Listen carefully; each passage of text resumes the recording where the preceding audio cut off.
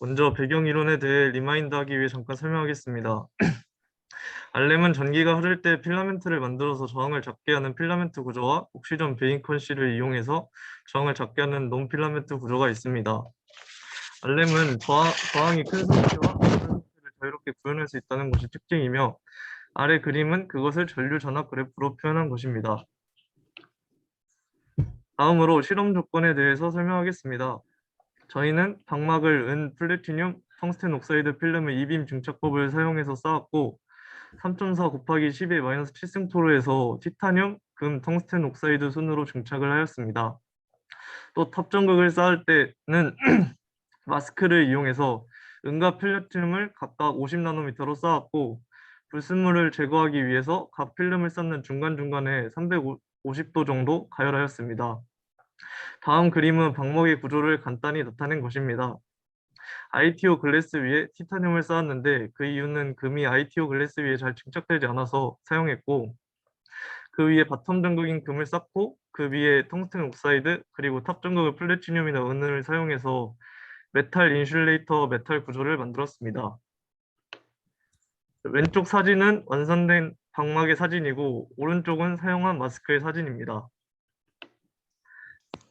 실험 방법으로 첫 번째 AFM을 이용해서 텅스텐 옥사이드의 러프니스와 탑 전극이 잘 쌓여 있는지 확인했고, 두 번째로 XRD를 이용해서 텅스텐 옥사이드를 확인했습니다.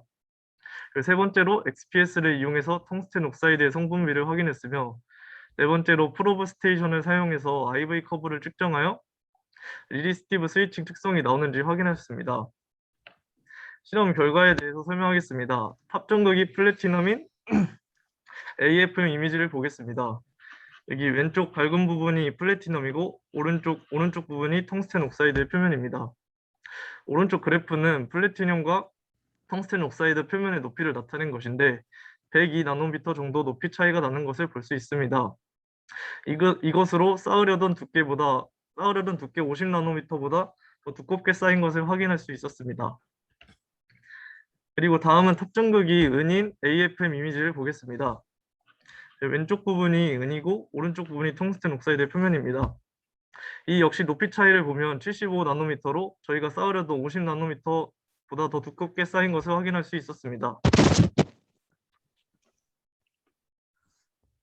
이것은 텅스텐 옥사이드 표면의 러프니스를 측정한 것입니다. 러프니스를 측정한 이유는 리지스티브 스위칭 특성의 온오프 비율이나 스위칭의 일관성 등에 영향을 미치기 때문입니다. 저희가 사용한 텅스텐 옥사이드의 러프니스는 33.4나노미터인 것을 확인했습니다. 다음은 XRD를 이용해서 분석한 것입니다. 맨 아래에 있는 것이 텅스텐 옥사이드의 레퍼런스 값이고, 중간에 있는 게 저희가 사용한 텅스텐 옥사이드의 값입니다. 그리고 위의 그래프가 금의 레퍼런스 값입니다. 텅스텐 옥사이드의 레퍼런스 값과 우리가 사용한 텅스텐 옥사이드의 값을 비교해보면 픽이 같은 부분이 있는데, 이는 다른 물질이 섞인 것이 아닌 텅스텐 옥사이드였다는 것을 확인할 수 있었고, 금픽이 비슷한 부분도 있는데 이는 금 위에 쌓았기 때문에 나타난 것을 알 수 있습니다. 네, 다음은 제조한 방막을 SPS로 분석한 그래프입니다.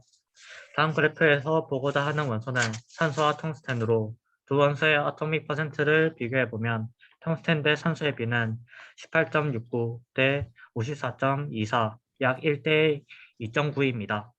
이는 방막을 제조할 때 텅스텐 트리옥사이드에 날렸지만 실제로 옥시전 베이컨시가 생겨났다고 볼 수 있고, 옥시전 베이컨시가 인슐레이터인 텅스텐 옥사이드에서 전자가 이동할 수 있는 통로가 되었습니다. 다음은 방막의 스위칭 특성을 확인하기 위해 프로브 스테이션을 이용하여 IV 커브를 그려보고자 하였습니다. 하지만 방막의 제조 과정에서 바텀 전극에 프로브를 연결할 에어리어를 만들지 않아 조축이 일정하지 않다는 문제를 발견하였습니다. 그래서 시험 내용을 조금 바꾸어 프로브 둘 다 탑 전극에 연결하여 스위칭 특성이 나타난지 확인하는 방향으로 시험 내용을 바꾸어 진행하였습니다. 실험은 전압을 0V에서 시작하여 2V까지 올렸다가 마이너스 2V까지 낮추고 다시 0V로 가는 순서로 진행하였습니다. 데이터는 0.02V 간격으로 기록되었습니다. 또한 방막에 너무 많은 전류가 흘러 망가지는 것을 막기 위해 컴플리언스는 0.1A로 설정하였습니다. 또한 전압의 크기가 음수일 때 전류값도 음수가 되지만 알아보기 편하게 하기 위해 전류값을 절대값 그래프를 그렸고 y축은 로그 단위로 설정하였습니다. 먼저 은으로 구성된 방막의 RV 커브입니다. 각 거정을 구분하여 순서대로 보여드리겠습니다. 0에서 2V로 전압이 증가한 동안은 스위칭 특성이 나타나지 않았습니다. 하지만 전압을 2V에서 마이너스 2V로 낮추자 중간에 저항이 급격하게 변하는 그래프가 그려진 것을 볼 수 있습니다. 이는 스위칭 특성이 나타난 것을 보여줍니다.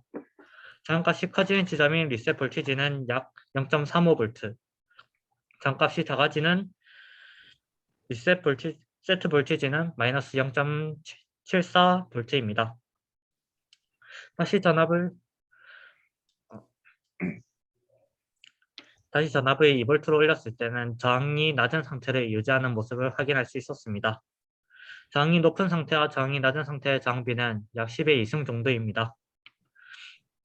하지만 이제 항상 일정한 값이 나오지는 않았습니다. 사이클을 지속해서 돌려보니 전압이 증가시킬 때 반드시 스위칭 특성이 나타나는 것도 아니고 세트 리셋 볼티지도 계속해서 변하는 것을 볼 수 있었습니다.